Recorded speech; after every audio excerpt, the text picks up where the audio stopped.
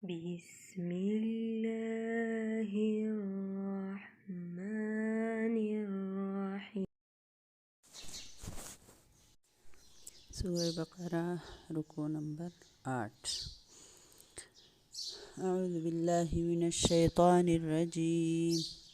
بسم الله الرحمن الرحيم. إن الذين بشكا كسان آمنوا چه ایمان راوڑے والذین اوها كسان هادو چه یهودیان دی والنصارى او كعیسایان دی والصابئین او كصوابیان دی یعنی بی دین دی. من آمنا اسوک چه ایمان راوڑی پا اللہ والیوم الآخر او پا ورځ د آخرت وعمل صالحا او عملو کی نیک فلهم پس دوی د پارا اجرهم اجر دی بدل دا عند ربهم پنیز د رب دوی ولا خوف علیهم نبیس خوف پدوی باندی یر پدوی باندی ولا هم یحزنون او نبدوی غمجن کیگی. وَإِذْ أَخَذْنَا او هر کله چې واغسته مونږه میثاقکم وعده ستاسو نه ورفعنا او راوچت کو مونږه فوقکم الطور پتاسو د پاسه طور غر خذوا ما آتیناکم بقوة واذکروا ونیسئ هغه څه چې در کوم تاسو ته په قوت سره په مضبوطیا سره واذکروا ما فیه لعلکم تتقون او یاد کئ هغه احکام چې په دې کې دي د پاره دی چې تاسو تقوا دار شئ. ثم تولیتم بیا تاسو واپس شوئ من بعد ذلک رسته د دې وعدینا فلولا فضل الله کچری نوی فضل د الله علیکم پتاسو باندې ورحمته او رحمت د هغه لکنتم من الخاسرین نو خامخا شوی بوی تاسو تاوانیان نقصان مندون کی.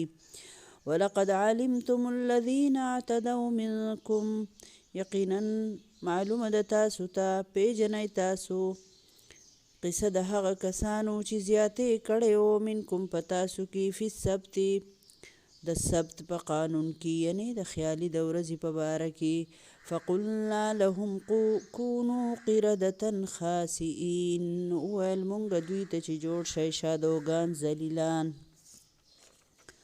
فجعلناها نکالا لما بین یدیها پس جوړ کړه مونږ دا واقعه د عبرت د هغه چا د پاره چې مخکې وو وما خلفها او د هغه چا د پاره چې وروسته راتلونکي وو وموعظة للمتقین او نصیحت و د پاره د پرهیزګارانو.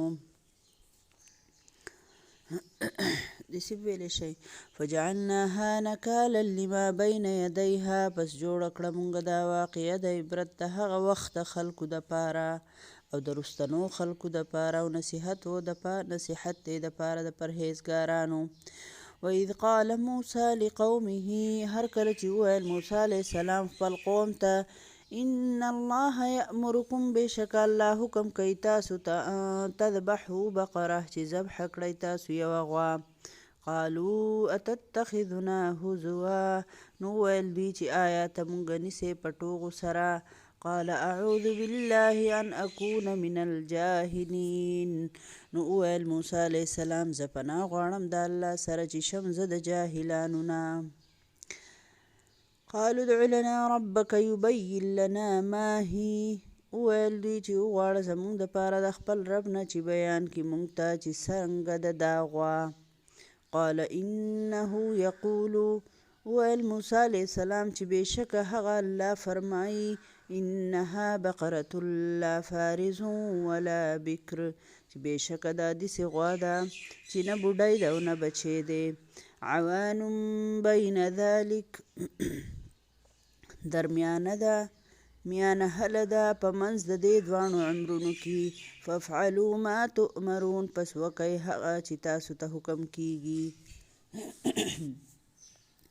قالوا ادع لنا ربک یبین لنا ما لونها ویل دوی چې وغواړه زمونږ د پاره د خپل رب نه چې بیان کړي مونږ ته چې څنګه رنګ دی د دې غوا. قال نو ویل موسی علیه السلام انه یقول چې بېشکه الله فرمایي انها بقرة صفراء فاقع لونها تسر الناظرین چې بېشکه دا غوا زیړه ده تیز دی رنګ د دې چې خوشحالۍ کتونکي. قالوا ادع لنا ربك يبين لنا ما هي إن البقرة تشابه علينا. وویل دوی چې وغواړه زموږ دپاره د خپل رب نه چې موږ ته بیان کړي چې څه قسم دی څنګه ده دا غوا، بېشکه دا غوا په موږ ګډه وډه شوې ده. وإنا إن شاء الله لمهتدون، او بېشکه موږ که وغواړي الله نو موږ به هدایت موندونکي شو. قال إنه يقول إنها بقرة لا ذلول تثير الأرض.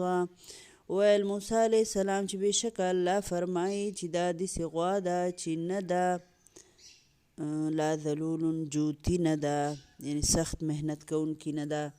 تثير الأرض چې اړوي ځمکه، ولا تسقي الحرث او نه پټي اوبه کوي. مسلمة لا شیة فیها، دا صحیح سالمه ده نشته دی داغ په دې کې. قالوا الآن جئت بالحق، وویل دوی چې اوس راغلی ته حق ته.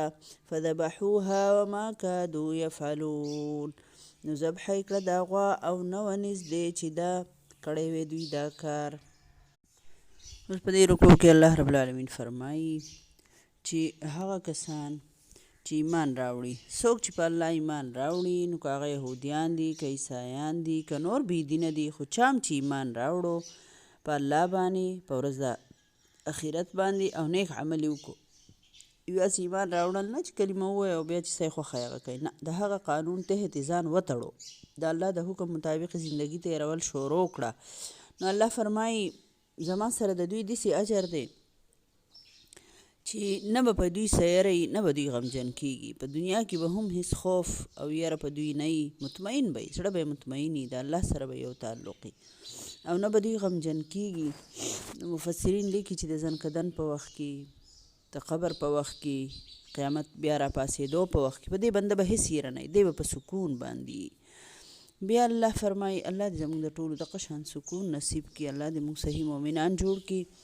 بیا الله فرمایي وایي کله چې ما د دوی نه وعده واخیسته او په دوی باندې مې د تور غر راوچت کړو چې ونیسئ هغه احکام چې زه در کومه دپاره دې چې تقوادار شئ، دې ته میثاق بني اسرائیل وایي که نه. دا کم حضرت موسی علیه السلام چې کم 80 کسان منتخب کړي وو که نه، په هغو باندې د الله دیدار له چې تلي وه او هغو بېهوشه شول، نو چې بیا هغوی راجمدي شول، نو څه کسان نور د بني اسرائیلو ورسره شو او د کوه تور په دغه کې ودرېدل، په لمنه کې ودرېدل، او موسی علیه السلام چې د الله رب العالمین په دغه باندې په حکم سره وعده واخیسته چې او اوس په تاسو په تورات باندې عمل کوئ. نو دا د دوی نه په زور دا وعده نه واخیستلی شوي، دوی ورته ښه تیار شو، خو الله پاک دې دا وعده په داسې طریقه واخیستله چې یو ناشنا طریقه وه. د تور دا غر یې داسې راوچت کو او په دوی باندې داسې شو، بس په دوی باندې یو هیبت او یره راغله لکه دا چې اوس راغورځېږي په موږ باندې د چترۍ په شان، لکه داسې راټیټ شو په دوی باندې. نو دوی وی او الله موږ چې ته څه حکم کې الله موږ یې منو. دغلته یې د یرې یره پکې هم راغله، یک حالت داسې د یرې راغی که نه، الله پاک دې دا حالت پرې راوستو او دوی ښه وعده وکړله، او بیا دغه بندیان چې وو نو بیا د وعدې نه ایسته وتښتېد. الله فرمایي ثم تولیتم من بعد ذلک، بیا وروسته د وعدې نه بیا تاسو وتښتېدئ. د الله پاک د دوی پرله پسې هغه ګناهونه او کمې غلطۍ چې دوی نسلونو کړي دي، الله پاک نبي صلی الله علیه وسلم ته یې هم ښیي، ما او تا ته هم ښیي چې دا داسې قوم دی، او دغه وخت یهودیانو ته یې هم ښیي. بیا الله فرمایي تاسو هغه خلک، تاسو ته د هغه خلکو قصه هم معلومه ده چې که چا زیاتې کړی د خیالي د ورځې په باره کې. اصحاب سبت په دوی کې داسې وو که نه، د خیالي د ورځې چې د الله د طرف نه په بني اسرائیلو دا حکم و چې د خیالي په ورځ به دوی کاروبار نه کوي، چټي به کوي، په دې ورځ باندې به دوی د الله عبادت کوي، او په تورات کې هم دا وضاحت پروت و. نو د دې مقدسې ورځې حرمت چې دی چې چا مات کو، په تورات کې دا و چې هغه به واجب القتل وي، هغه به وژلی کېږي. خو کله چې په یهودو باندې دغه اخلاقي زوال راغی، نو اول یې لږ لږ و، بیا ورو د یهودیانو کلاو به ایسته خپل کاروبارونه، دوکانونه به یې کولاو، تجارتونه به یې کولو. نو دلته الله رب العالمین او په سوره اعراف کې هم د یو مخصوص کلي ذکر الله پاک کړی دی. دا سمندر په غاړه باندې آباد و، د دوی پیشه کاروبار چې و نو دا میان نیول او خرڅول و که نه.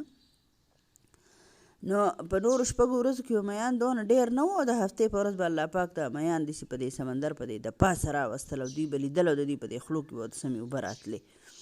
نو بس دوی بیا دا چلو کو چې نری نری دغه یې بوتلې او ځان له په کورونو کې ورته غټ غټ حوضونه کندې ورته وکنستې. نو چې د خیالي په ورځ به د میان ډېر راتلل او راتلل د دوی په دې لاره کې به رالل، په دې نالۍ کې به رالل د دوی په کورونو کې به رارتاو شو. دوی به په دې زر هغه لاره بنده کړه چې واپس لاړ نه شي. بیا به یې د اتوار په ورځ راواخیستو. دا خو موږ د خیالي په ورځ شکار نه دی کړی، دا هم د اتوار په ورځ کړی دی. لکه د الله سره یې چل ول شروع کړو. دا داسې دوکهباز او چلولې مخلوق دی. نو الله ته څه ګرانه وه، خو صرف د دوی ازمایش و که نه. نو الله رب العالمین د دوی نه کونو قردتن خاسقین، الله فرمایي ما ته وایي چې شی شادوګان ذلیله. نو اوس دوی شادوګان شول. ځینې خلک وایي چې دا دماغ مفسرینو مختلف دغه دي که نه، خو زیات تر خیال دا دی چې دماغ د انسانانو او شکلونه د شادوګان شنو. لکه نور پوهېدل چې اوس هر څه د شادوګانو وي چې بیا خو نه پوهېدل که نه. نو مفسرین لیکي چې دوی نور پوهېدل چې دا په مونږ سو شو او ایسته شادوګان تی جوړ شول. خو دې باره کې ځینې خلک دا وایي چې دا اوس شادوګان دي دا د هغو هغه نسل دی. نو د هغو نسل نه و، هغو 3 ورځې ژوندي وو او بیا ایسته مړه شول. دا شادوګان خو مخکې نه په دنیا کې وو، څنګه چې نور ځناور الله پیدا کړي دي که نه. او دا واقع د داود علیه السلام په دور کې بیا راغلی ده. الله پاک دې واقعې هم ذکر وکړو. بیا الله رب العالمین فرمایي اوس یو بله واقعه ده په روانه رکو کې هم د هغې خبره راځي چې څوک 2 کسانو، څوک تره وراره وو یا څوک خو رشته دارانو، یو مالدار و او بل غریب و. نو هغه غریب د حسد د لاسه هغه مالدار مړ کو او چې مړې کو نو د شپې په تیاره کې د بل چا د کور مخې ته واچوي. بې ګناه مسلمان د کور مخې ته یې واچو. د قاتل هېڅ پته نه لګېده. موسی علیه السلام ته الله رب العالمین وحی وکړه چې لکه دا خو مطلب دا کم کس چې دی نو دا پاک دی که نه د چا د کور مخې ته چې اینې او مړی پروت دی. نو الله رب العالمین د دې بني اسرائیلو داسې طریقه وکړله چې بني اسرائیل وایي چې موږ ته د دې دغه وښایه قاتل وښایه. موسی علیه السلام ته یې وایي. موسی علیه السلام خو ورته داسې هم ښوی شو، خو الله رب العالمین خو دوی باندې ازمایش راوستو ځکه چې دا خو نافرمانه قوم و. الله پاک بار بار ازمیل. نو چې دوی ته حکم وشو چې دغه وکړئ، یو غوا لاله کوي، یو غوا راوالی جو حلاله کوي. نو دوی وی غوا څنګه حلاله کو، غوا کم رنګ حلاله کو. د الله رب العالمین ورته ځکه غوا یادوله چې د دوی په نسلونو کې په د دې فرعونیان چې وو دوی به د غوا عبادت کوو. نو د دوی په دې ذهنونو کې څنګه چې اسخې د عبادت لپاره جوړ کړی د کالون، دغه شان د دوی په دې ذهنونو کې د غوا تقدس او هغه دغه پروت و که نه. که تاسو خیال وکړئ د هندوان د غوا پیشي مسکي او داسې غونته کې الله دې امان وکړي لکه چې عقیده یې نه جو ګډي وډي هر څه کوي. نو چې کله موسی علیه السلام دوی ته وایي چې غوا لاله کوي، نو دوی وایي رنګ یې څنګه دی، عمر به یې څونه وي، د څه قسم غوا به وي، دا به وي دا به وي. چې دوی تپوسونه کول الله پاک ورته هغه غوا وښوده دوی په ذهن کې چې کوم معبود والا غوا وه، کوم چې به خلکو عبادت کوو. الله پاک وایي دوی نه وه نږدې چې دوی حلاله کړی وي. چې پوه شو چې بس اخو هغې غوا طرف ته اشاره لاله. نو ډېرو تپوسونو نه پس بیا دوی چې دی هغه غوا لاله کړه او هغه غوا د مړي د غوا د پتون نه یې ټوټه راواغسته د غوښې او دا مړي لی پې داسې دغه ورکو لکه مړي لی پې ګزار ورکو داسې پې وټپوو. نو مړی راپاڅېدو او هغه مړي خپل قاتل وښوی چې زه فلانکي مړ کړی یم او بیا یې بېرته ایسته کې مړ شو. نو الله پاک دوی ته وښوله چې تاسو خو وایئ چې د دې غوا په حلالولو سره به یو دغه راځي ځکه چې دوی ته ډېره ګرانه او چې اوس په سیچل کېږي او دا خو دغه غوا د مقدسه غوا ده. نو الله پاک بیا هغه غوا حلاله کړه. د هغه مقدسې غوا په دغه باندې الټه فساد رانغی بلکې الټه خیر راغی. نو په دې کې مختلف خبرې دي. یو خدا چې څوک مؤمنان مسلمانان کېدل او یا مسلمانان وو نو د عقیدې نورې هم د هغوی مضبوطې شوې د الله په حکم سره. د مړې غوا په پتون سره په غوښې سره دغه را جمدی شو که نه، کس را جمدی شو، خپل خبره یې وکړه، بېرته بیا مړ شو. دا هم د الله یو حکم و چې الله پاک دوی ته وښوو په دې طریقه باندې. د هغوی خو ایمانونه نور هم سیوا شول، خو چې د چا په زړه کې د شرک هغه خیرې پروت و نو هغوی نور هم په شرک کې دغه شول.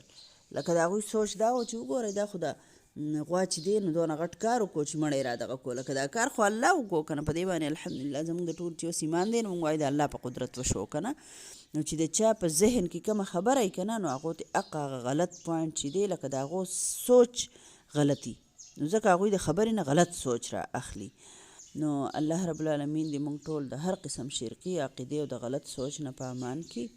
نو دا د بني اسرائیلو دا ذکر هم الله رب العالمین دلته ځکه کړی دی او ځکه وایي که نه چې ډېر تپوسونه د یوې خبرې په باره کې ډېر دغه مه کوئ، لکه څنګه چې بني اسرائیلو د غوا په باره کې تپوسونه کول تاسو ته بیا په خپله ګرانه شي او تاسو به هغې الټه به ښه په سخته باندې شئ.